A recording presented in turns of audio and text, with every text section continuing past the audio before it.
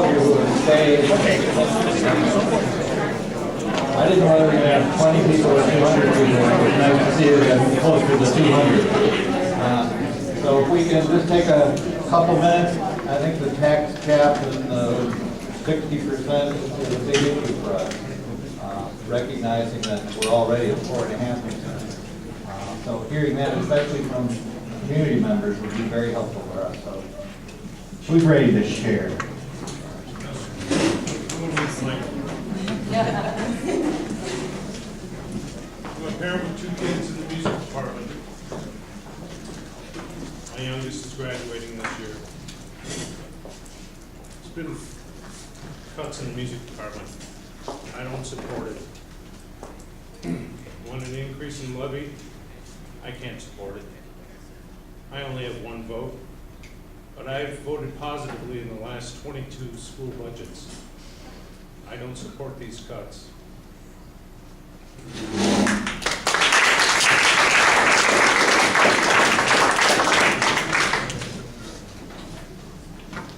Did you say you would support an increase in the levy or would?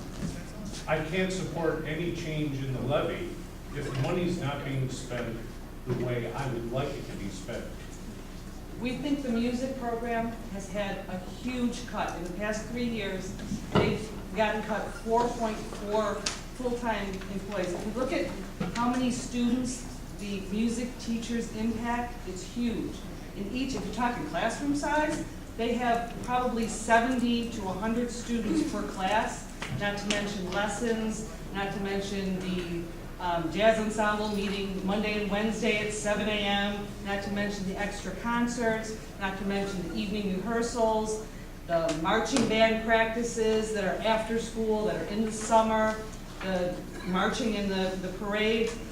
If more cuts were made to the music program, these things couldn't happen. I think the music department is a huge community builder. If you don't have that, it's not only going to affect the school, it affects the whole community.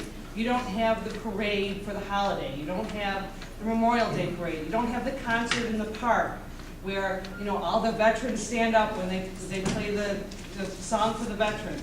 It's a huge deal. I think the music program, out of all programs, affects most of the kids. Everybody takes chorus. Everybody takes music.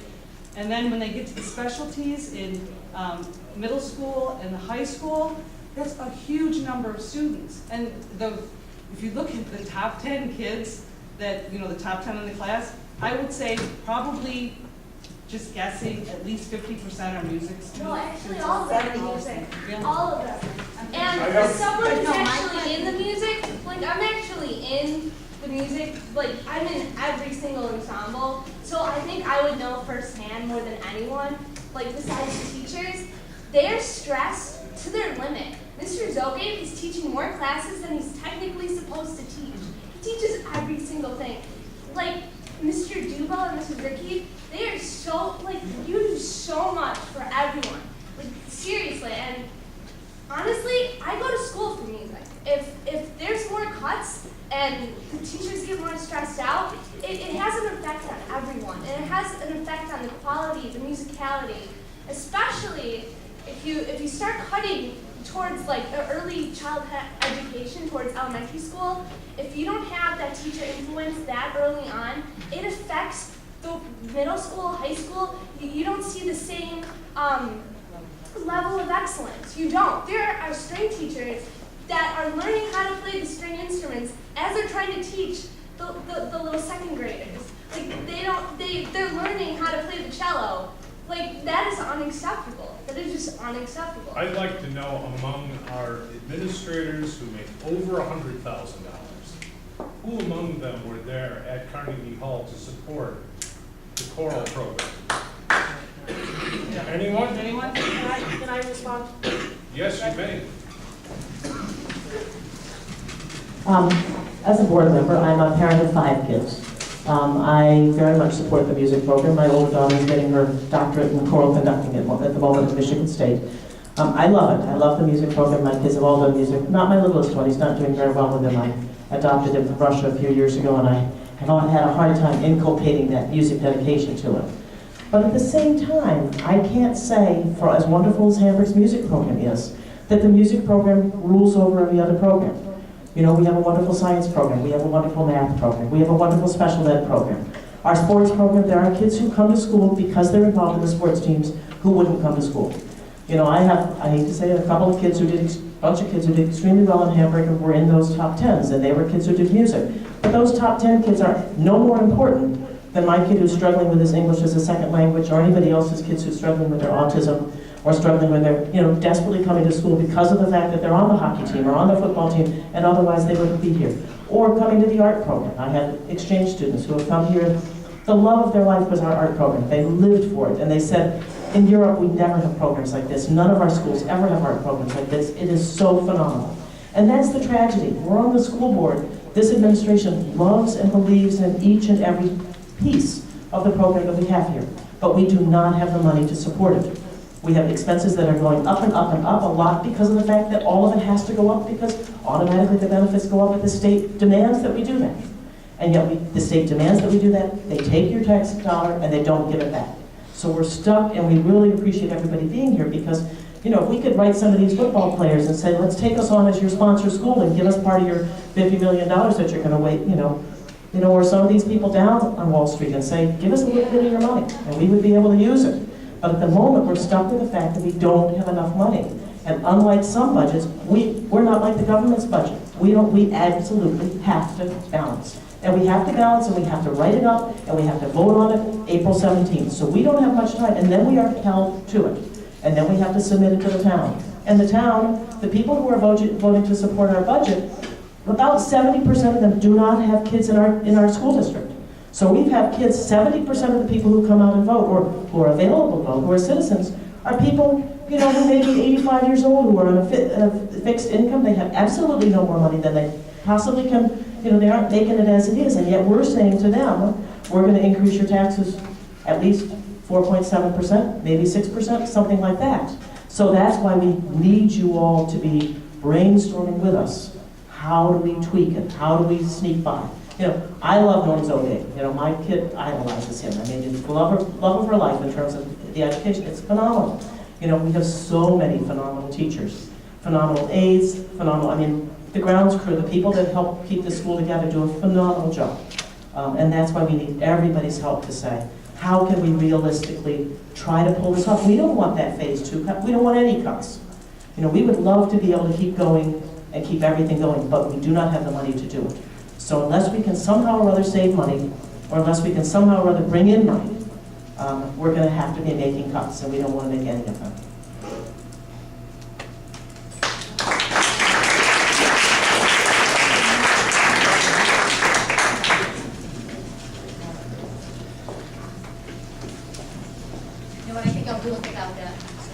Okay. A little smaller. I know our table is dwindled here, but the feeling here was that we need to encourage that we vote to exceed the tax cap levy. Clearly, the people in this room are passionate about saving programs. We know that that may be one of our only options. We have 2 attempts, and we felt that that was the way we need to go. I have a question. You talked about the 60%. Is that 60% of the voters that come out and vote? Yes. Yes.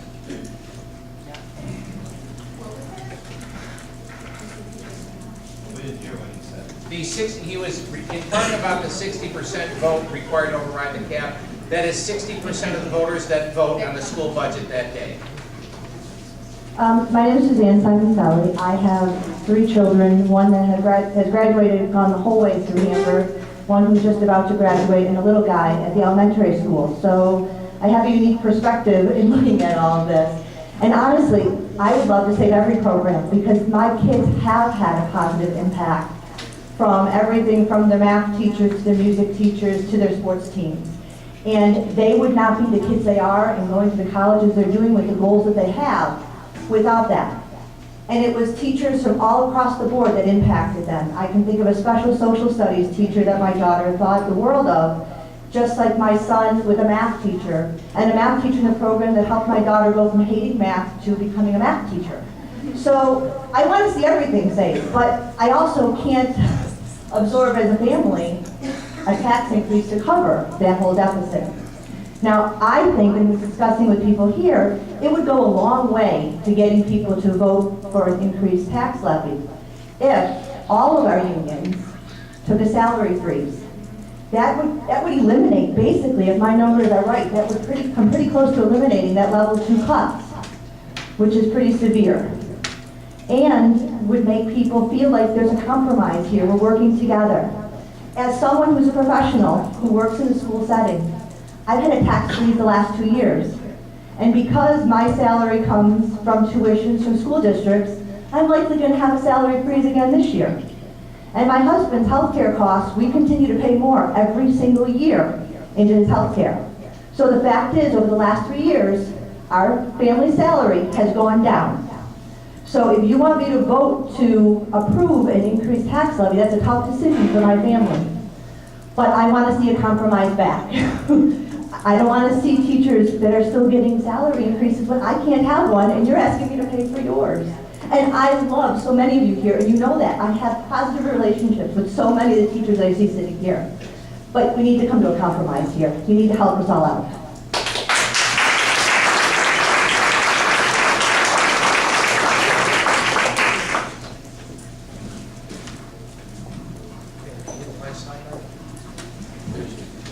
Okay, tonight has been very helpful to us. We've received a significant amount of feedback that we haven't received in the past. And here's a couple items that I'd like you to consider before we leave tonight. First of all, we as administrators, teachers, board members advocate for the schools in terms of additional funding on a regular basis. It would be helpful if you advocate for our local legislators as well, Kevin Smarts and Tim Kennedy. Letters, phone calls, emails, whatever it is to them will be extremely helpful in terms of additional funding coming to schools. Specifically, if you contact them, ask them to restore the $250 million in competitive grants that BOMA has set aside to school district funding. We projected $150,000 for $200 million of that coming back. I don't see us getting a whole lot more than that, but if the other $50 million comes back, then there could be another $25,000 to $50,000 coming to Hamburg Central Schools. So I would ask you to advocate for education, specifically for Hamburg, with our local legislators. Keep in mind that if you are with any community groups or other organizations outside of the school, we'd be happy to present information to community groups and inform them of what the budget is like. Also, if you have any questions, comments, or ideas, please feel free to email me. You can contact me at the office. If you'd want to stop by, I'd be happy to meet with anyone in terms of stopping by. The more information we receive, the more feedback we have, the better decision making we're able to do. What you saw tonight was a significant problem that we have here in the district. And I think what I've heard is great advocacy for programs, great advocacy for kids, and really a statement in terms of what we provide our students and the quality that we have. Now is the time more than ever to be advocates for us together as a district. We need to find ways to come together and to advocate for our kids, not just for a specific program, but for a Hamburg education, and then find the ways to put that education together in terms of what we all need. So we appreciate you coming tonight. Can you see me after this? I'd just like to say one thing after the group. Okay. My name is Gene Hannes. I've been in manufacturing for over 30 years in the Buffalo area. Okay, New York, we are all sitting here right now because New York State is dying economically. Major companies started exiting New York State back in the 1950s, and politicians didn't react to it. Okay, Republic Steel, Bethlehem Steel, Curtiss Wright, Bell Aircraft, you name it, they've been leaving. We're sitting here because we need revenue. The only way we can get more revenue is attract companies back into this area. We've got politicians that all they do is keep adding on programs, keep adding taxes, and they keep leaving. You got Republic Steels. The only last rolling mill in this area is Republic Steel. You got Ford Stamping Plant, both in Hamburg. They both continually keep going and asking Hamburg for tax reductions, for tax assessments. If you want to do something constructive, you get after your legislators and tell them, start making New York State friendly. It's the ranked 50th as the business-friendly state. We're at the bottom. And we got all the resources. We have the skilled labor that's leaving. Your kids are leaving. My 2 daughters left the area because of the job situation. Okay? If you want to attract the Hondas, you want to attract the Kias, you want to attract the Toyotas, you want to attract the Chryslers, so come here and set up shop. But the politicians just keep adding. We've got drilling down in the southern tier. Pennsylvania's making 44,000 jobs a year with hydrofracking. Hydrofracking's been going on for 50, 60 years. And we have politicians that want to keep, oh, we got to look at this environmental study. We got to look at this, we got to look at that. Okay? And the union members, you guys keep endorsing the people that keep wanting to add on. You got to start thinking on your own and start putting people in that are business friendly and start getting businesses back here so we can talk about adding programs because the money's there. That's why we're all sitting here. It's frustrating. We've gone from the Empire State to nothing. And we've got all the resources to do it. I thank you.